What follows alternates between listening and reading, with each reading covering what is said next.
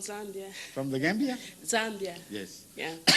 My question is rather a moral question, and it goes like this: if I'm a mother of two sons, of which one is severely handicapped and terminally ill, Would you kindly repeat this part, please? that if I'm a mother of two sons and one of them is terminally ill and needs a 24 hours care a day, it's like on a life support machine and ventilator.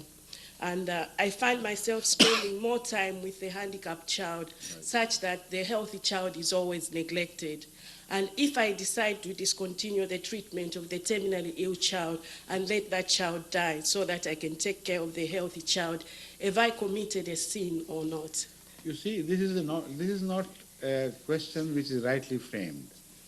You are talking of a child who is already dead. Because when you declare somebody is clinically dead, it means if you prolong the so-called life, it is only the vegetative growth in him. It's a vegetation, just a piece of vegetation. It has already crossed the barriers between life and death. So this is a useless, meaningless effort to try to fight out the decree of Allah, which will not change. Submit. And therein lies your peace. But submit to the will of Allah and accept as it a decree. having said that, this same issue has raised a lot of moral questions, and people have been prosecuted for that. No. In this case, none has ever been prosecuted. If the medical opinion declares it clearly that a case is terminally ill and it is only supported on life machine, they cannot withdraw the support without the permission of the parents. That is the only issue involved. If they do it, then there is no violation of law at all. Okay? Yeah. Allah So bless you. if I decide that I'll have a clear conscience and I won't feel guilty in the eyes of God that I've killed somebody. I'm telling you, this is very clear to me. There is not the shadow of doubt about it. I don't believe in fighting against the decrees of Allah. There is a point where the submission begins to take over. And that child has reached that stage vis-a-vis you. You must admit the fact that he's gone beyond all human power and means to be brought back to the normal life. So then submit and give in to the will of Allah with grace. You will win Allah's grace, not His wrath, by doing so. Okay? Right. Assalamu Thank alaikum. you.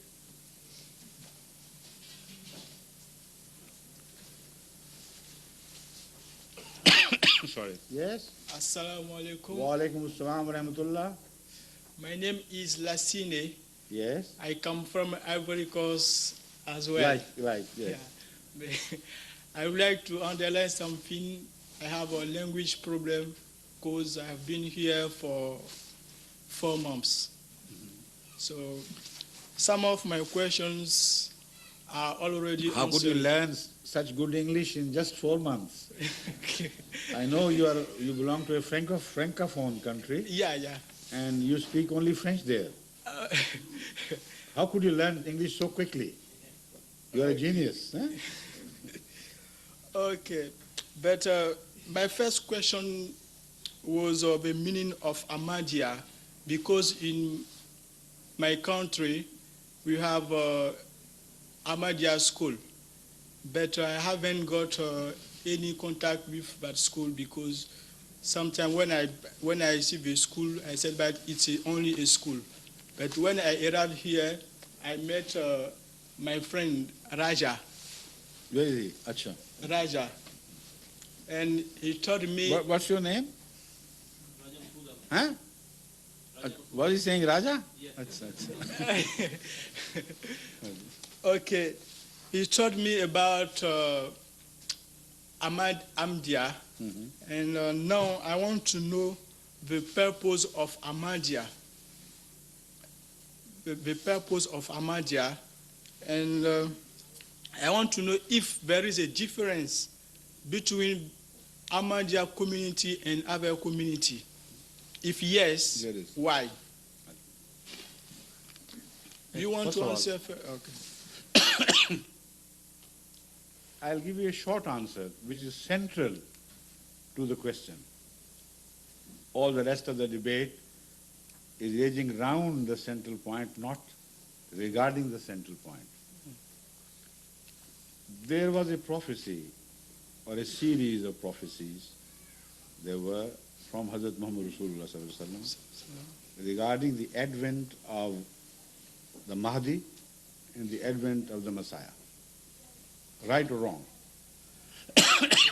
Tell me, right? I think. So the real difference, the central difference is, we believe that that Imam has come, and the rest of the Muslims reject that. That's all the difference. Now, for instance, they emphasize the difference regarding prophethood. And they say, while all the other mainstream Muslims understand the verse Khatam al-Nabiyyin and other traditions of Rasulullah sallam to mean that there will be no prophet whatsoever after Hazrat Muhammad Rasulullah sallam. Against this united belief of all the Muslims, they say, look at the Ahmadis. They have made a new prophet for themselves. They say this is the difference. Okay, let's first turn to the issue again, which I said was central to the debate. The Mahdi and the Messiah. Let us hear from them who blame us of having invented a new meaning and attributed it to was Khatam al-Nabiyyin, and understand what their view about this is. Okay? If you ask these ulama, will the Messiah who would come be a prophet of God or not? What would be the answer? It's not God. Fine? It's not God. He's not God. But the one who will come in the Ummah, as they believe he has not come. But if you ask them, will he be a prophet of God or not, what do you think would be the answer? I think we have one God. I'm not talking of oneness of God or plurality of God. Yeah. Please try to understand. I know it's difficult for you to fully understand English, but I'll make it easier. I tell you the answer. All the Muslims, Orthodox Muslims, mainstream leaders of Islam, believe that Jesus, son of Mary, would return to earth once again, and he will remain to be a prophet of God. See? This is their common belief. So will, after the demise of Hazrat Muhammad Rasulullah, a prophet come or not come? This is the question. They all agree with us that he will be a prophet of God. So this concept about the difference in Khatm al-Nubuwwat is totally false. The difference is of a different nature. I'm going to explain. Please listen to me first. The difference is, now this is a very interesting way of holding their ear. They do it like this, from behind. I can't, they can.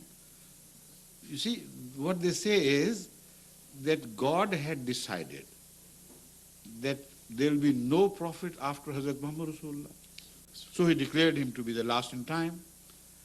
But the problem God faced was there would be need for another prophet.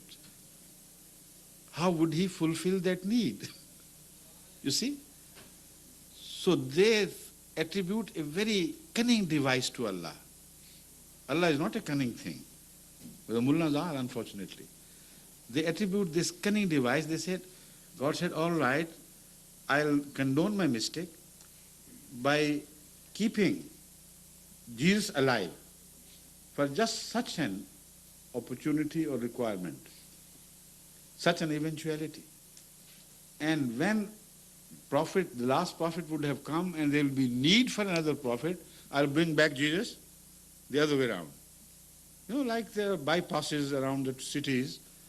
So he will not crash through the seal of prophethood, but he would bypass it and come from old and begin to prophesy in Islam as a prophet.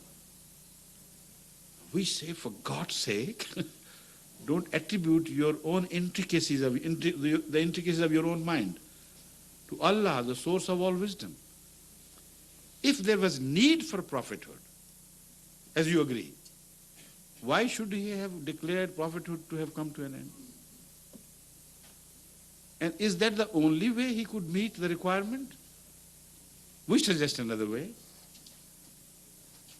Why was the Holy Prophet final, last? Because he had brought a Sharia which was perfect. Because he had brought a book which was unchangeable. So a book which is unchangeable, which is perfect, cannot be changed. That is how he is the last.